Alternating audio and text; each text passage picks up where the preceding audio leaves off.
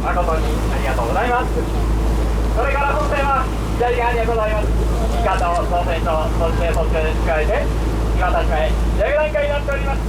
貨物船の前に通りまして登録口にございます。海上自衛隊呉基地の方に参ります。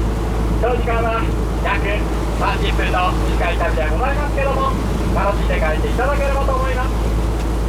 途中急に船が停滞することもございますので、くれぐれも気をつけていただけますようお願いいたします。特にお子様は危険ですので、船から身を乗り出したり飛んだり跳ねたりしないように気をつけていただけますようお願いいたします。皆様がおられますこの船は世界最大海峡と言われました旋回的を作ったことで有名になりました。旋回的を作ったこと、左側の建より AMU 大和の里と書かれております。こちらの建物で旋回的は建造されました。長い建物の一番山側に近い少し高いところは大屋根と呼ばれております場所で、大屋根は大和を含みました当時の構造物で、当時の鉄骨現在でも使用して、現在でも船の組み立て構造として使用されております。あちらの建屋の場所、AMU 大和の馬と書かれたあちらの場所が戦艦を作りました中海軍呉工廠第4建造ドックです。今では民間の造船所となりまして、ドックは建てられておりますが、今でも船の組み立て構造、組み置き場として使用されております。左側の方には造船所の仕上げ段階用の桟橋ございます。その向こうには大和よりもはるかに巨大な排水量12万トンの貨物船揺れますので気をつけてください。貨物船が停泊しております。この貨物船、現在では大和よりもはるかに近い約6ヶ月という工期を持ちまして、ほとんど完成状態に至るまで作り上げることができるようになっております。船体部分に広く大きく NYK ラインと書かれております通り、このコンテナ船は日本郵船という会社が連続発注いたしました大型高速コンテナ貨物船シリーズ船の一隻です。船の名前は NYK ホール。このコンテナ船、船の左後ろドックになっておりまして、こちらで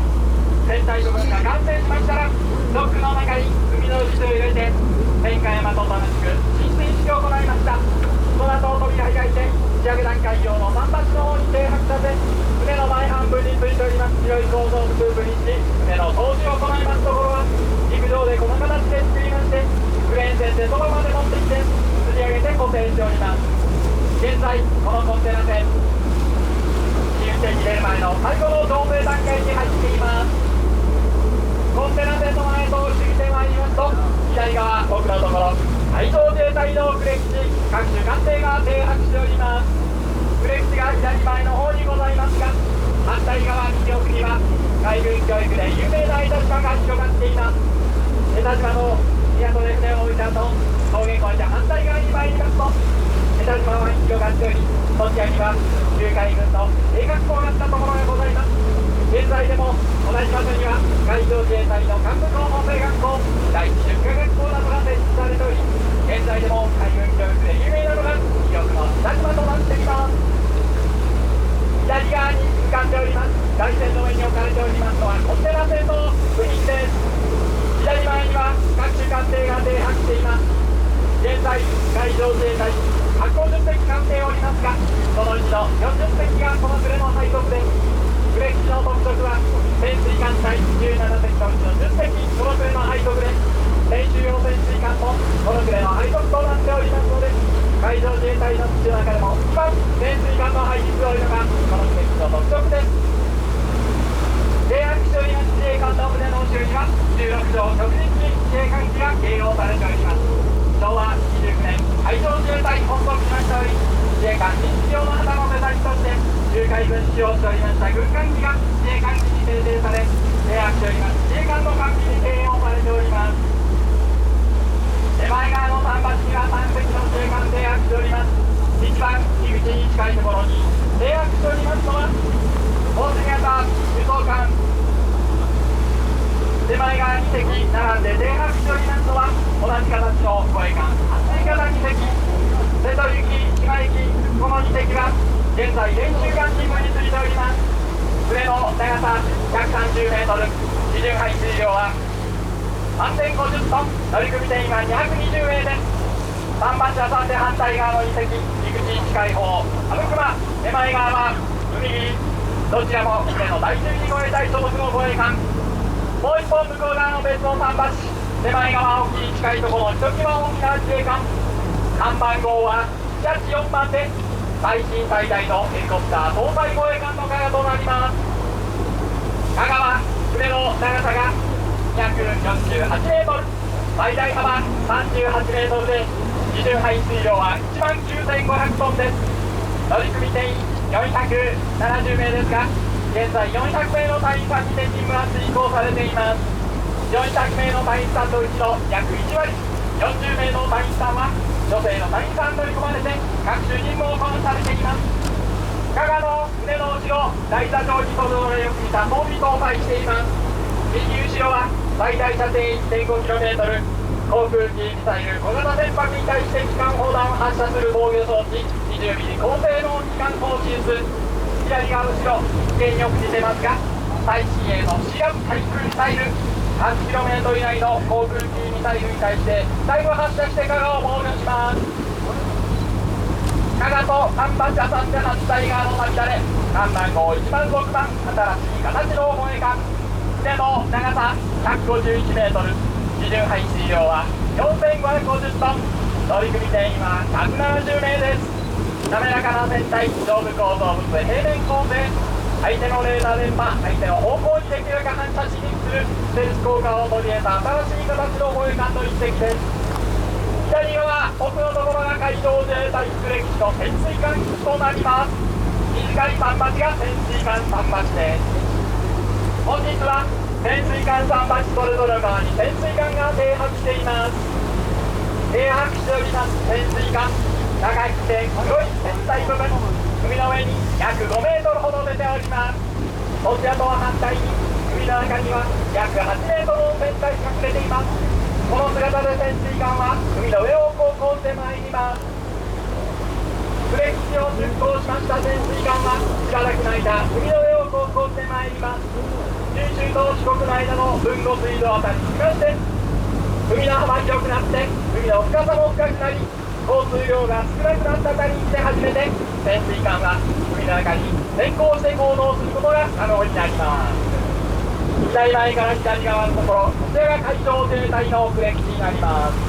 反対側右側奥 1km ぐらい埋め立てございます。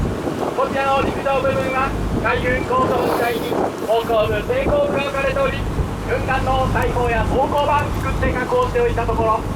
戦艦大和昔の46年時砲はこの向こうで作られ、大和はすぐそこで作られてましたので、すぐ搭載することができました。2番艦昔はアルバルトーク、長崎県長崎市の三菱長崎造船所で作られておりましたので、大砲級も作られたと専用の運送船に積んで長崎まで運んで戦艦武蔵に搭載されました。右前奥のところにも岸壁ございます。創造船という特殊な船の形を採用しております。本橋特定艦の播磨が停泊しています。播磨の役目は海の中数百キロメートル以内の海のと全て収集して帰り、その中から国籍不明の潜水艦の音だけ割り出してデータベース化するのがその役目です。できるだけゆっくりと海の上を長時間安定して行動するのに一番適した創造船という船の形を採用しているのが播磨の特色です。右側奥の岸壁は海軍時代から使用しておりました岸壁で、この陸上部分、海軍工廠電気部が置かれておりました。現在でも電気部で使用しておりましたレンガ造りの倉庫、民間の倉庫もして使用されています。潜水艦桟橋の隣の短い桟橋、こちらとその陸上部分、映画の男たちの大和で大和に乗り込む主人公、ボートに乗るためのシーンを撮影した場所になっています。潜水艦桟橋の手前側には3隻の潜水艦が停泊しています。一番沖に近いところに停泊しておりますのは親潮田潜水艦の一隻です。船の長さは82メートル、乗組定員は70名で任務を遂行しております。親潮田の潜水艦の船体の前半分、黒い大きな搭乗の構造物がついていますが、セールと呼ばれる構造で、セールの中には潜望鏡、各種アンテナ、指導ケルが格納されております。親潮田のセールの上から配慮の筒が1本伸びております。こちらが潜水艦の展望鏡を伸ばしておるところです。潜水艦桟橋の入り口に近い方の2隻、桟橋は3で反対側も1隻、合わせて3隻は船の後ろ、舵が2枚斜めに海の上に出ておりますのが特徴的なこの3隻が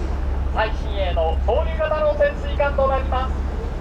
現在8隻収益しておりまして、そのうちの6隻がこの船の配属です。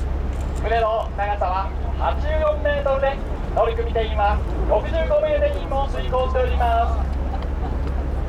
手前側の小屋型の潜水艦、船の後ろには舵が4枚十字型に配置されておりました。最新鋭の総流型の潜水艦では同じ4枚が X 型に配置変更されております。十字型から X 型に舵の配置を変更いたしましたのは、潜水艦海の中での運動力の向上のために舵の配置を変更しております。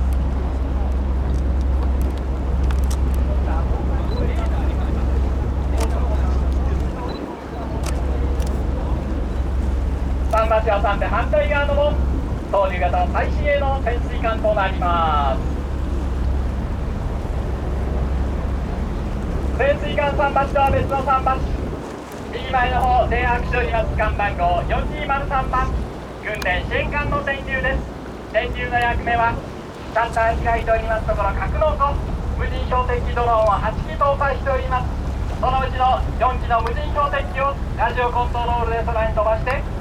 対空射撃訓練の支援を行うのがこの訓練支援艦の電流となっております。電流と桟橋挟んで反対側、最新最大のヘリコプター搭載護衛艦の加賀となります。船の一番前は右後ろと同じ20ミリ高性能機関砲シュース、環境構造物のすぐ前、少し高いところは左後ろと同じシーラム対空ミサイル、船の前後に閉じられて搭載しており360度死角のない防御を可能としております。ヘリコプターの甲板できるだけ広く取るため、加賀の上部構造物、マスト、煙突、環境などは船の右側に寄せて配置しておりますのが加賀の構造上の特色となっております。手前側の方停泊しております艦番号1番6番護衛艦のさみだれです。船の一番前、舳先からさらに突き出て光が一つ搭載されていますが、この光の搭載方法、船のセンシング群の海の中ドームになっており、潜水艦探知用のソナーというコンパイレンチを搭載する動物により、光を落とすときにそちらに光がぶつかって壊されないように前に突き出て光を搭載しております。護衛艦独特の光の配置方法です。船の一番前のドーム上の構造物は大砲です。62口径76ミリ速射砲、毎分80発のスピードで弾を 16km の彼方まで自動発射できる大砲です。さみだれの船の前と船の後ろの構造物の上には白いドーム状の構造物、それぞれ1個ずつ合計2個20ミリ高性能機関砲シュース、撮影360度死角のない防御が可能になります。さみだれの搭載しております最大の破壊力な兵器は煙突と煙突の間3本ずつ合計6本斜めの筒の中にハープーンタイガーミサイルを装備しています。最大射程が 110km で命中率9割を超えるハイテク攻撃兵器を搭載しています。煙突の後ろの構造物の中はヘリコプターの格納庫となっています。格納庫の上にも20ミリ高性能機関砲シュースを搭載しております。格納庫の後ろのヘッドを張っておりますところはヘリコプターの発着甲板です。一部斜めに仕上げられておりますところは護衛艦三菱長崎造船所で建造されましており、長崎の名所オランダ坂の名前とおりまして、ミニオランダ坂と呼ばれております構造となっております。クレッチ潜水艦基地は船の後ろとなってしまいました。そちらとは反対の左前の方、クレワーの反対側のボタン、クレーンのワイヤーロープ垂れ下がったその向こう、レンガ造り廃用城の建物密集して立っておりますあちらの場所が映画の海猿で有名となりました海上保安大学校の校舎をこちらからご覧になっていただけます。また反対側の新しいステルス効果を取り入れたさみだれ、全体部分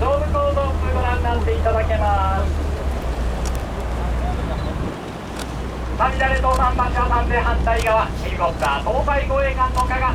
右後ろに三角形の構造物が2つ突き出ております。その間には船の横に突き出て装備されました変速エレベーターと呼ばれます新しいエレベーターが1つ搭載されております。サイズにとらわれず大きな航空機の運用も可能となる新しい配給方法、ガガの1つ前の出雲から採用されました。大きなヘリコプター搭載護衛艦のガガ、白いヘリコプターの発着看板を持っており、同時に5機のヘリコプターの運用が可能となっています。ガガの艦内にはヘリコプターを最大14機搭載できる格納庫も持っています。滑らかな船体、そして上部構造物は平面構成、マストは1本の筒状になっております。最新のステルス技術を駆使して最新最大ヘリコプター搭載護衛艦のガガは建造されています。ガガの前には小型の自衛艦、機雷を爆破処分するための掃海艇相島宮島並んで停泊しています。機雷を爆破処分する掃海艇の船体、爆破処分いたします金属の磁気に反応する機雷を相手にいたしますので、掃海艇の船体部分は金属ではなく木造で建造されています。右前の方、阿武隈は小型の護衛艦、船の長さ109メートル、基準排水量2000トン、小型の護衛艦ながら日本の近海防衛用に建造されました阿武隈型6隻の一番艦、手前側の海切り25年前に8隻連続建造されました片桐型護衛艦の1隻です。海切りの時代には鉄鋼が考えられておりませんでしたので、従来の建造方式によって作られており、先ほどのサミダレとは対照的な船の形をしております。シャッター開いておりますとこはヘリコプターの格納庫、海切りと阿武隈と桟橋は3で反対側、厚い型護衛艦の島一瀬戸一が停泊しております。この2隻は練習艦チームについておりますけども、海上自衛隊の練習艦全てこの船の配属です。その理由は左側後ろ江田島に海上自衛隊の教育機関のほとんどが集中して配置されており、こちらで訓練を終えられた隊員さんは一番近くの船におります練習艦に乗って実際に海の上で訓練を行うため、この船に全ての練習艦が配置されているわけです。一番陸地に近いところに停泊しております自衛艦大隅型輸送艦の3番艦の国崎です。船の白ハッチになっております。エルキャック高性能水陸両用上陸用重艇を搭載しています。その上はヘリコプターの発着甲板で、その上からヘリコプター、海の上からエルキャックで積んできました機材人装備を速やかに運ぶことができるのが輸送艦の特色となっています。右側のクレーンが立っておりますところから第4建造特区跡地の場所までが明治22年にクレーン設置されました旧海軍の造船部があった場所で、造船部は海軍総称となり大和を作った場所になっています。今では民間の造船所となりまして、大和よりも大きなコンテナ船を建造しております。左前の台船の上置かれておりますは陸上の工場である程度組み立てられましたコンテナ船のブロック状の部品となっております。こういったブロック状の部品は右側奥ドックになっております。現在コンテナ船の船体ほとんど完成しております。この船体完成いたしましたらドック中海の水入れて浸水式を行った後、このコンテナ船はこの LYK ホールの向こう側に停泊して仕上げ段階の工程に入ります。その後空になったドック中に部品は運び込まれます。クレーンで吊り上げ組み立て溶接して大きなコンテナ船の船体の一部を構成する部品が台船の上に積まれております。ブロック建造方式と呼ばれます。大きな船を確実に早く作る建造方式、大和本社に確立しておりました建造方式は現在ではさらに研究を進めまして、大和よりも大きなコンテナ船を約6ヶ月を切ってほとんど完成状態に至るまで仕上げることができるようになっております。西山枠の船体だけ出来上がっておりますコンテナ船、船の左前 LYK 連と書かれております。揺れますので手すりなど持ってください。右側に停泊しておりますコンテナ船 LYK ホールは船の長さ364メートルございます。大和の長さは263メートルでしたので、こちらのコンテナ船の方が大和よりも 100m 以上長い大きな船ということになります。